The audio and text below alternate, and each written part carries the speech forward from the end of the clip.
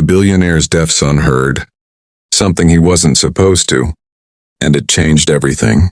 The Hargrove mansion sat at the end of Maple Ridge Drive like a crown no one dared touch. 5 bedrooms, a private garden, a chef's kitchen, and silence. The kind of silence that comes not from peace but from pain. Elliot Hargrove was 7 years old, with sandy blonde hair and ocean blue eyes that missed absolutely nothing. He watched the world the way most people listen to it, intensely, completely, drinking in every flicker of expression, every shift of light, every movement that carried meaning. He had never heard his father's voice, never heard music, never heard the rain tapping against his bedroom window on a cold Colorado night. He was born profoundly deaf. His father, Mason Hargrove, was one of the wealthiest men in Denver, a tech empire built from a single app idea in a university dorm room, expanded over 15 years into a company worth hundreds of millions. His name was on 3 hospital wings, 2 university scholarships, and a children's foundation that donated annually to programs across the country. He had resources that most people couldn't dream of, and none of it had given his son the ability to hear, specialist after specialist, audiologists in New York and Los Angeles, surgery consultations at clinics in Switzerland and Tokyo, experimental hearing programs in Germany, cochlear implant evaluations that always came back with the same careful, apologetic language. Not the right candidate at this time. The anatomy is complex, let's revisit in 2 years. 2 years had become 7. Mason had raised Elliot alone since his wife, Claire, passed away when the boy was barely 2 years old. A car accident on Interstate 70. A Tuesday evening in November. Ice on the road and a truck that crossed the center line. A life erased in seconds. A family of 3 reduced to 2 overnight. So it was just Mason and Elliot, and the house, and the silence between them. Not a hostile silence, not an unloving silence, but the silence of 2 people who did not quite know how to reach each other across a distance neither of them had chosen. Mason worked long hours. He told himself it was for Elliot, the treatments, the programs, the best schools, the specialists, and it was partly, but it was also easier to be at the office than to come home and sit across from his son at the dinner table and feel helpless. Elliot spent most of his time in his room, reading, drawing, building elaborate structures out of Lego that sprawled across his bedroom floor like small cities. He had a therapist who came twice a week and taught him sign language and lip-reading exercises. He was smart, exceptionally smart, his teacher said. He just existed in a world where almost no one in his immediate life truly knew how to meet him. That was the shape of their lives the Monday morning Diana Cole arrived. She pulled up to the service entrance in a modest gray sedan, stepped out in her green uniform, and stood for a moment in the cool morning air looking up at the house with an expression that was neither intimidated nor impressed, just present, just ready. Diana was 31 years old, originally from Atlanta, with a graduate degree in special education from Georgia State and 4 years of experience working with deaf and hard of hearing children in a public school district. She had moved to Denver 6 months earlier following a personal transition she didn't discuss in interviews, and had been picking up household work while she got her Colorado teaching credentials in order. Mason's assistant had flagged her application with a note. Overqualified for the position, might not stay long. Mason had hired her anyway.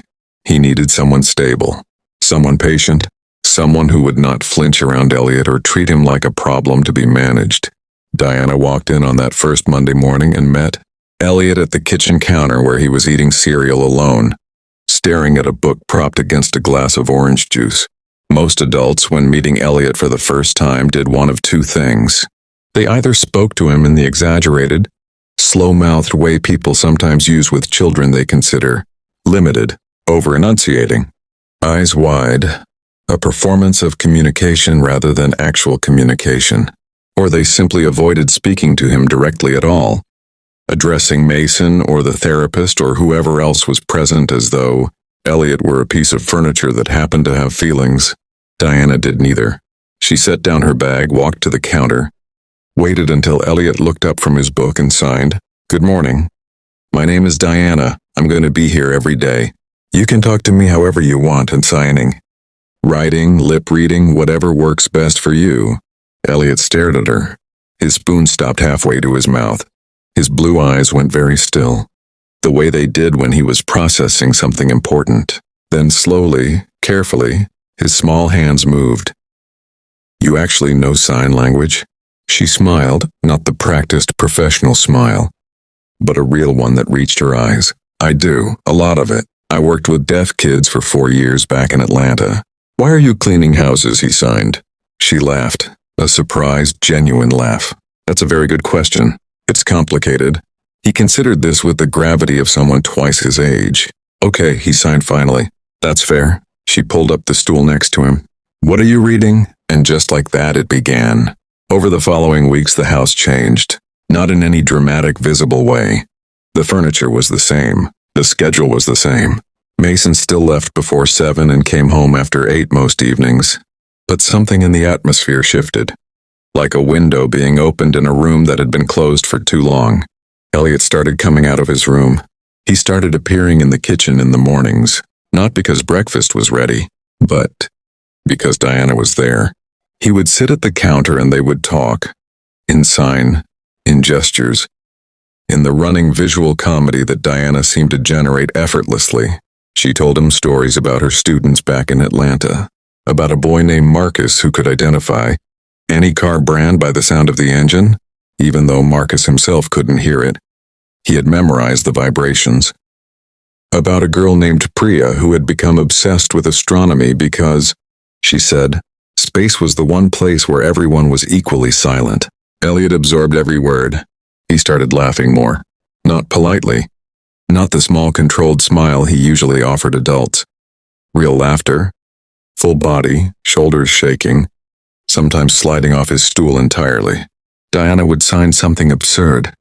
An ongoing story about a forgetful bear who kept accidentally attending the wrong events, showing up in a tuxedo to a mud wrestling competition, arriving at a wedding in hiking boots. And Elliot would lose complete control of himself.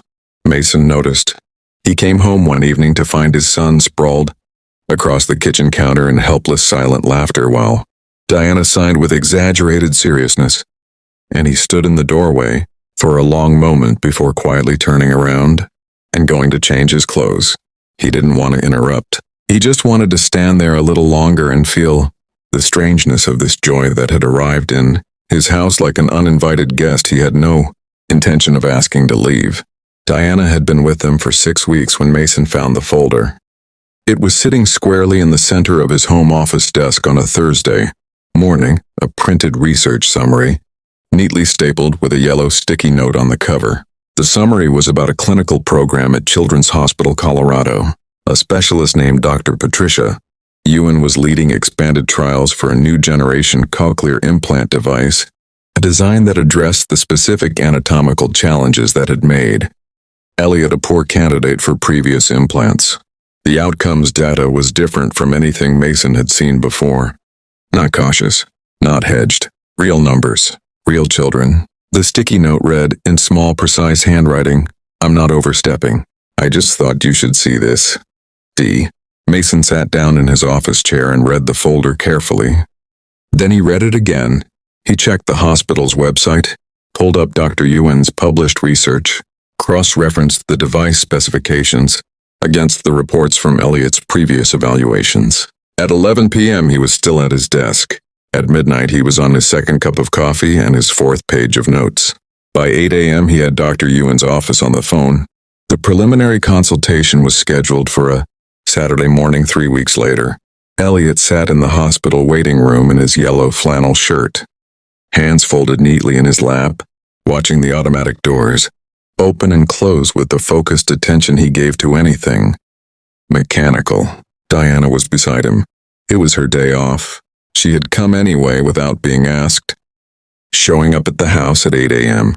with a coffee for Mason and a small paper bag of chocolate chip muffins because she knew Elliot was nervous and nervous people needed something to do with their hands. She signed to him the entire time they waited. Kept the bear story going. The bear had now accidentally enrolled in a competitive ballroom dancing league and was deeply committed to winning. Elliot kept his face very serious for approximately 15 seconds before dissolving. When Dr. Ewan's assistant called them in, the doctor came around her desk and crouched in front of Elliot at eye level, the natural gesture of someone who had spent years with children and never lost the instinct. She signed, "Hi, Elliot. I've heard good things about you. I think you're pretty brave for being here today." He signed back, measured and careful. "Are you going to be able to fix my ears?" She looked at him with the steady honesty that good doctors learn and bad doctors fake. "I'm going to try my absolute best, and I have a very good track record. Is that okay?" He glanced at Diana. She gave him one small, certain nod. He turned back to the doctor. "Okay," he signed. "Let's try." The surgery was scheduled 8 weeks out. In those 8 weeks, Diana and Elliot built something that had no clean name. Not friendship exactly, though it was that. Not mentorship, though it was that too. It was more like a frequency they had found, a shared channel that neither of them had been able to tune into with anyone else. She taught him to read lips with more confidence, not as a replacement for signing, but as one more tool in a full toolkit. She pressed his palm flat against the side of a Bluetooth speaker and played a deep bass note and watched his eyes go wide as the vibration traveled up his arm. She brought him to a community center one Saturday where a deaf cultural event was being held. Art, storytelling in ASL, a history presentation, and watched him realize, for the first time, that he belonged to something larger than his own silence. On the drive home, he signed from the back seat.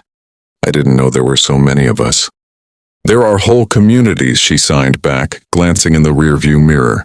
"Whole languages, whole cultures. People who are proud of who they are. You don't have to be fixed to be whole, Elliot." He looked out the window at Denver passing by, thought about it for a long time. Then he signed, "I know, but I still want to hear my dad's voice." Diana kept her eyes on the road. Her jaw worked slightly. "I know," she signed back when she trusted her hands to be steady. "And that's okay too. Both things can be true." Mason had downloaded a sign language app 3 weeks before the surgery. He hadn't told anyone. Not Diana, not his assistant. Not his own mother who called every Sunday from Phoenix. He practiced at night in his home office with the door closed, watching video tutorials on his phone and making clumsy, uncertain shapes with his hands. He was bad at it. He practiced anyway. The morning of the surgery, he knelt down in the hospital corridor and took Elliot's face gently in both hands. His son looked up at him with those blue eyes that had always seen everything, and Mason took a breath and signed, and slowly, imperfectly but completely, "I love you. I am so proud of you. I am right here." Elliot's face crumpled. He threw his arms around his father's neck and held on, and Mason stood up slowly with his son in his arms and held him the way. He hadn't since Elliot was small enough to carry easily, and didn't say anything else because there was nothing else to say. Diana stood 6 feet away pretending to study a hospital bulletin board. Her shoulders were perfectly still. Her eyes were very bright. The activation day arrived on a Tuesday morning, gray and cold. The kind of Denver winter day that feels hushed and important. The audiology team gathered. Dr. Ewan stood to the side, arms folded, watching with the contained expression of someone who has learned not to project outcomes before they arrive. Mason stood to Elliot's left. Diana stayed near the door. This moment belonged to the two of them, and she knew it. The audiologist made the final adjustment. Mason leaned close to his son's ear. His voice, when it came, was barely above a whisper. "Hey, buddy." The room went absolutely still. Elliot's whole body stopped. His eyes, which had been fixed on the middle distance, went wide. His chin trembled once, then again. His small hands came up slowly to the sides of his head, not touching anything. Just hovering there, like he was afraid that moving would break. Whatever impossible thing was happening inside him. Then he started to cry. Not quietly, not politely. He cried the way children cry when something enormous and true finally reaches them. His whole face working, his shoulders heaving. Mason pulled him in with both arms and held him completely and said his name. Just his name, over and over. "Elliot, Elliot, Elliot." And Elliot made a sound, a real sound, pressed against his father's shoulder. The first intentional vocalization in response to hearing that he had ever produced in his life. Across the room, Dr. Ewan turned toward the window. The audiologist found something important to write on her clipboard. At the door, Diana pressed her fingers to her lips and looked at the ceiling, and breathed very carefully through her nose, until she was sure she could hold it together. That evening back at the house, when Elliot had finally fallen asleep, exhausted and overwhelmed and radiantly happy, a small wireless speaker, tucked against his pillow playing soft piano music that he could actually hear, Mason came downstairs and found Diana in the kitchen.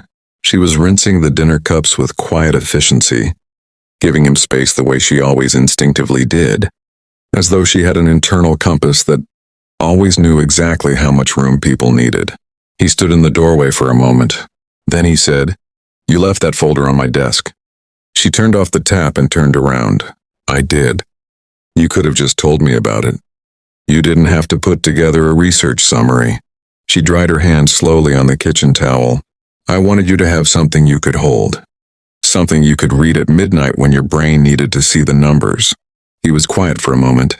Outside the window, the city was settling into its night sounds. Traffic on the distant boulevard. A neighbor's dog went through the bare trees. "Thank you, Diana," he said. Not the formal thank you of an employer to staff. Something more than that. Something that carried the full weight of the last 8 weeks and the years before them. And the evening upstairs where a little boy was hearing music for the first time. She looked at him with the real smile. "Thank you for letting me be here," she said. "Both of you. This family needed someone. I think maybe I did too." He nodded once. He looked like a man who had been carrying something, crushing for a very long time, and had finally, carefully, set it down somewhere it would be safe. Upstairs, for the first time in 7 years, a little boy slept with music in his ears, real music, traveling through the air, entering him like light. And downstairs, in the quiet kitchen of a house that had forgotten what warmth felt like, 2 people stood in the comfortable silence of people who had found, without quite planning to, exactly where they were supposed to be.